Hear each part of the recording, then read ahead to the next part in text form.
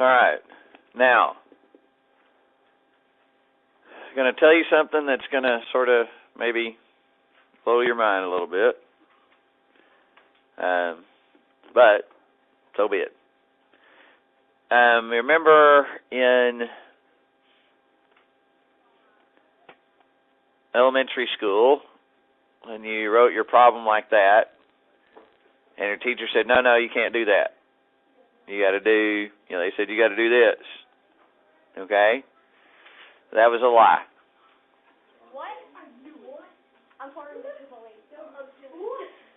Now, it's sort of a lie, but it's sort of not.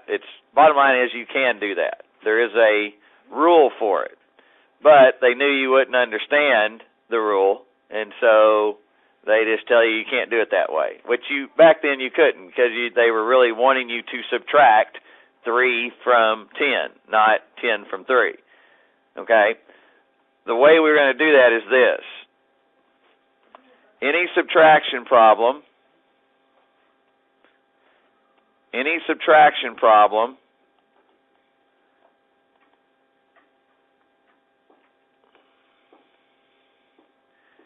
we now will change it to addition.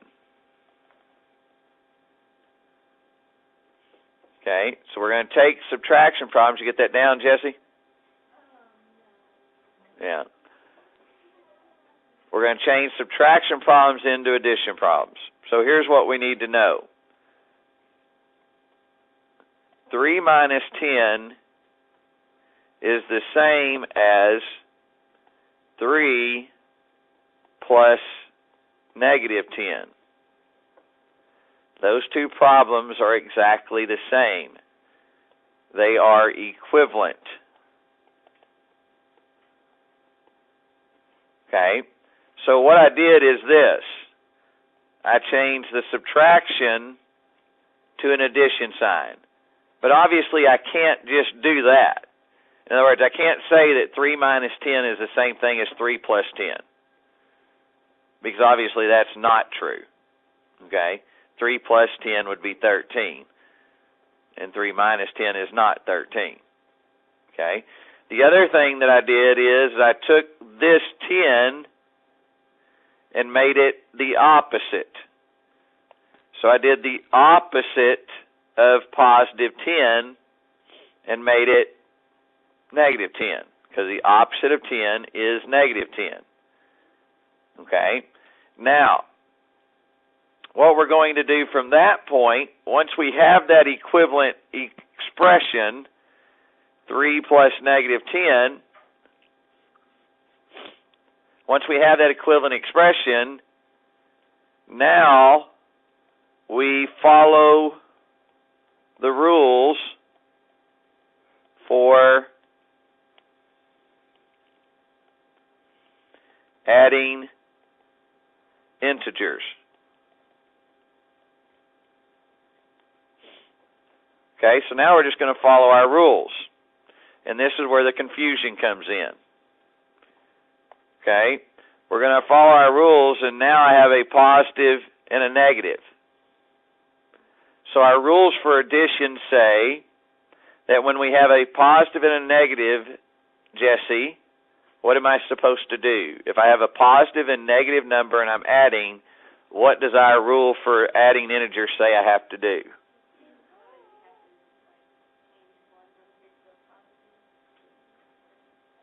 No, that's not it. Remember, we just got through doing this.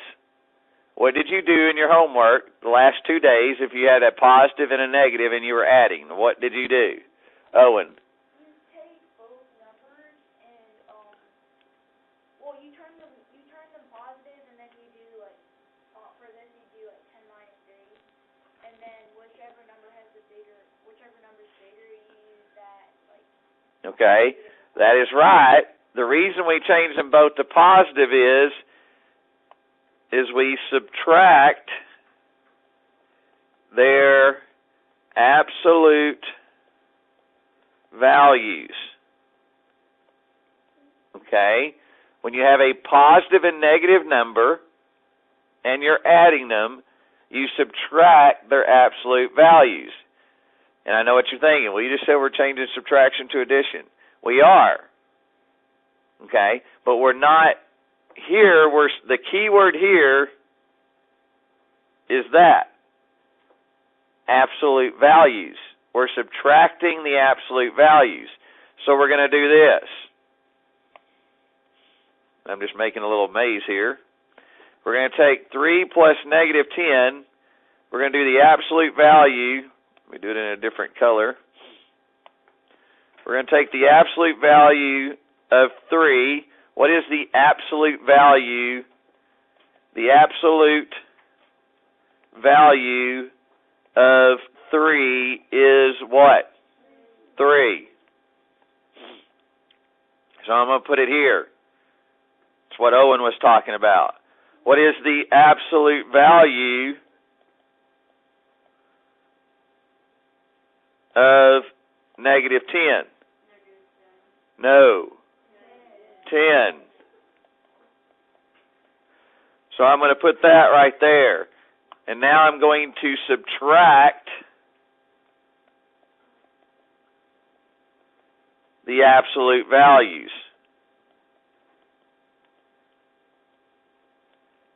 So what is 10 minus 3? 7. Which number has the larger absolute value? 10. So what's that make my answer? Okay, negative 7. Now that we have established that, let's look at the two problems.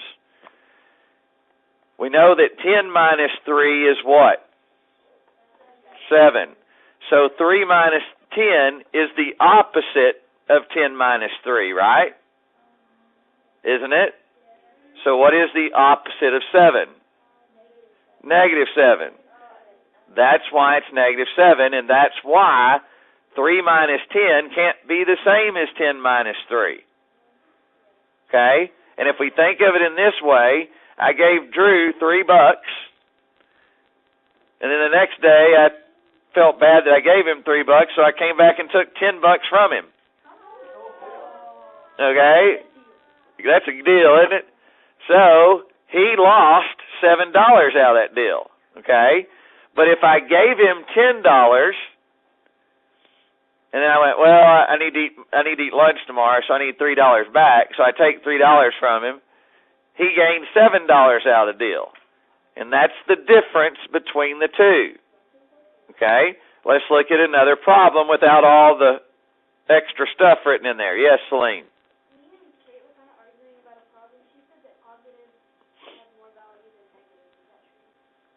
It depends what you're defining as value. Okay? A negative can have a higher absolute value. Okay? But yes, a positive is always more valuable than more value than a negative in strictly number sense, because a positive is always larger than a negative. But when you talk about absolute value, for example, the absolute value of negative 99 has a larger absolute value than 1 or 2 or 3 or 4 all the way up to 99. Okay? So if you're talking about absolute value, a negative can have more absolute value than a positive. But if you're just talking numbers in general, yes, the positive always has a larger value than a negative. All right, let's look at another problem. You need to write this one down just like I am fixing to show it to you. Okay? Because this is how you're going to have to show your work in the homework. Okay? If you don't show it this way, you're going to get it wrong.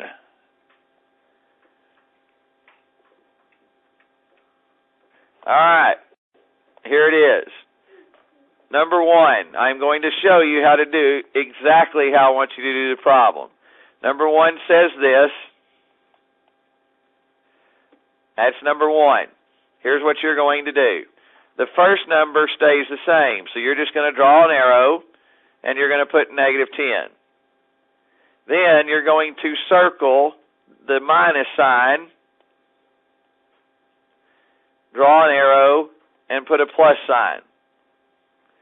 Then you're going to put a box around the 7 and put the abbreviation for opposite above it. And then you're going to write the opposite down below it. That's how the first part of your problem looks. And yes, you must do it this way. I know life is hard. Get over it, because it gets harder. All right, now, our rule is I have two negatives. So when you have two negatives, what must you do? Add or subtract the absolute values. Add the two numbers or subtract their absolute values. Add. So I'm going to add 10 plus 7, which is 17, and I keep my negative sign.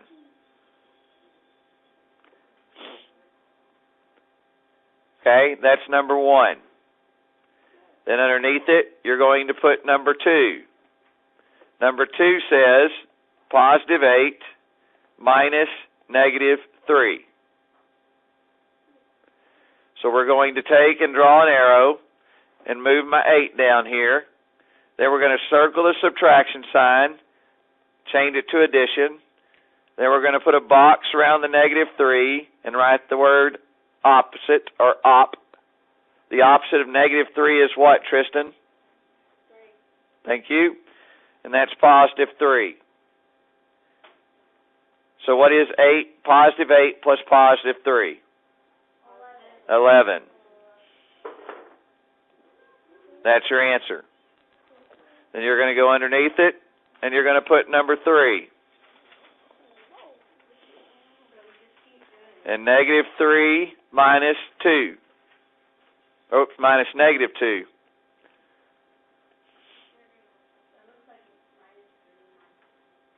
Yeah, I know what it looks like, but it ain't. I'm going to do the same thing.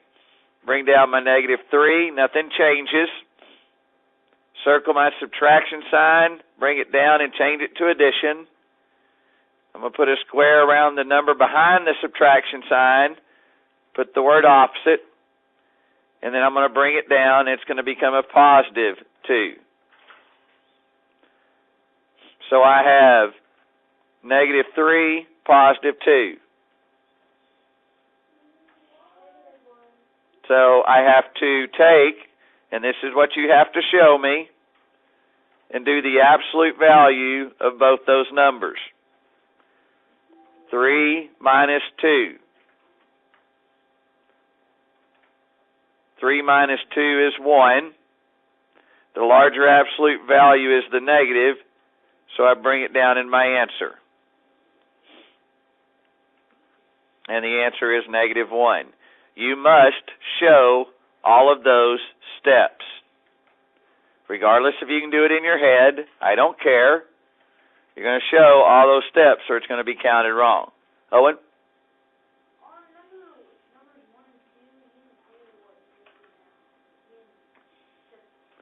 Right. The reason I didn't is because on number 2, both my signs are positive. So if both the signs are positive, you just add the two numbers together and keep the positive sign. If both the signs are negative, then you just add the two numbers together and keep the negative sign.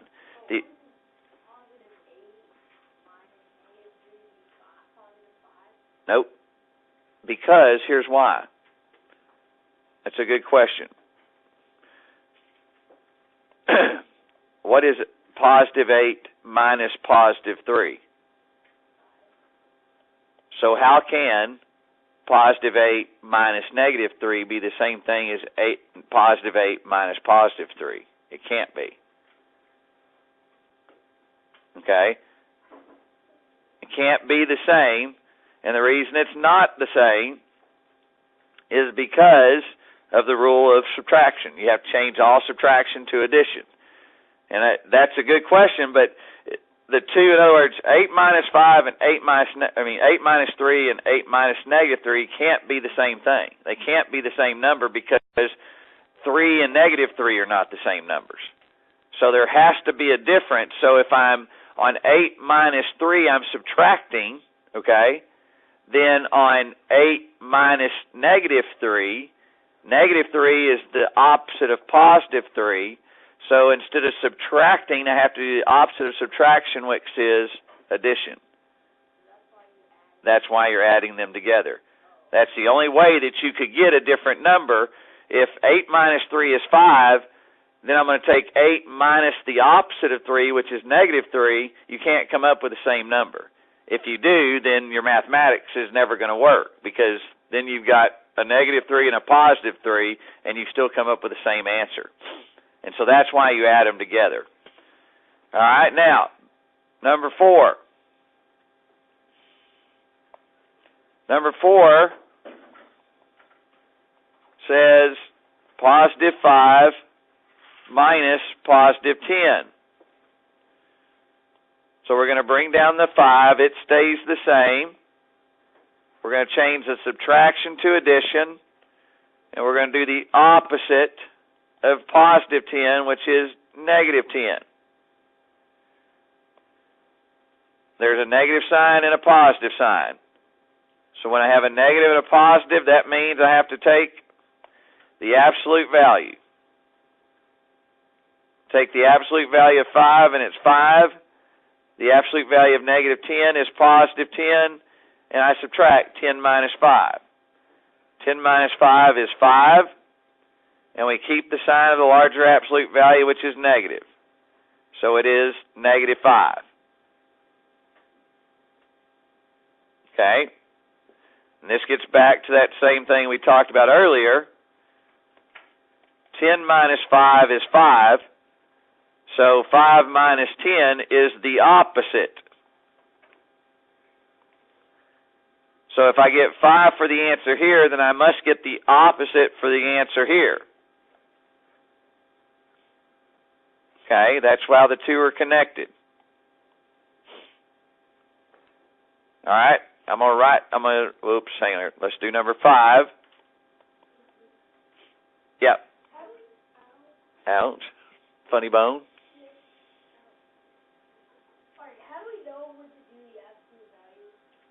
Anytime that you have an addition problem that has a positive and negative sign. Okay? And that's what the bottom line is. You just have to remember it this way. When you have the same signs, add. When you have different signs, subtract their absolute values. That's basically the two rules. Okay? When you have the same signs, you add the two numbers together. Okay? Now, this is when you're in addition. That's why we're changing all subtraction to addition. Now, let me prove it. Hang on, Owen. Let me prove something to you right quick. 10 minus 5, the reason that 10 minus 5 is this. I use the same rule here. That's a 10. Change that to addition. Do the opposite of 5, which is negative 5. Okay? So realistically, I have 10 plus negative 5. Well, 10 plus negative 5, I have a positive and a negative, so I've got to take their absolute values and subtract their absolute values. 10 minus 5 is 5. The larger absolute value is positive, so therefore, my answer is positive. Okay? You're really doing that in every problem that you subtract. Okay? But when you're in the first grade, it's very hard to explain to you that that's what you're doing. You would never understand that. Okay? And so they just go 10 minus 5 is 5. But the mathematical principle behind it is the same principle when the first number is larger than the second number every time. It's still the same principle. Obviously it's a complicated principle that, there's stuff right now that I could explain to you about this, but you're not going to understand it. So we wait, and we build this one little concept, and you get it down, and then we move to another concept. Well, in first grade, no, you're not smart enough to understand that. Not in first grade. There's not a first grader in the world that's smart enough to understand that. There's an 11-year-old in college. Huh? Is he in first grade? Not when he was 11. Now, number 5. -4 minus 0. Okay? Well, the same rule applies here that has always applied. When you subtract 0 from a number, what do you get? The number you started with. Okay, if I take 5 minus 0, what is it? 5. If I take 1,000,000 minus 0, what is it? 1,000,000. So this is just -4. You don't have to do the other stuff because you can't do the other stuff. Because 0 is neither negative or positive. So I can't do the opposite of 0. Anytime you add or subtract 0 from a number, it's just the number, regardless. Owen, what was your question? Yes. Yes. All right. Number 6. Number 6 is the same thing as, well, not the same. Let me rephrase that. Now, this is a different problem than number 5. In number 5, you were subtracting 0 from a number. Now you're subtracting a number from 0. So we must still, that's 0, change that to addition, do the opposite of that, the opposite of 7. The opposite of 7 is -7. Now, what is 0 plus -7? -7. And that's your answer. All right, I'm going to give you number 7, and you're going to do it on your own, just like we did it in those first 6 examples. Number 7 says -7 minus -2. I want you to do that problem, just like we've done the other ones.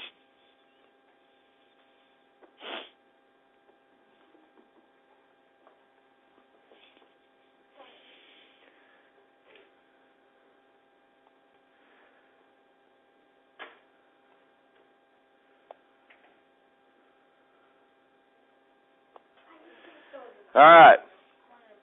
So, -7, change that to addition. Do the opposite of -2, which is +2. You have a negative and a positive, so we must take their absolute values and subtract their absolute values. 7 minus 2 is 5. The larger absolute value is negative, so it is -5. Okay?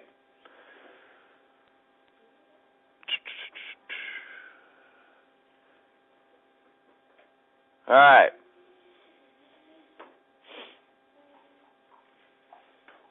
Your homework is this. 11.5, 1 through 8, and 14 through 28. Must be done like examples. You may go.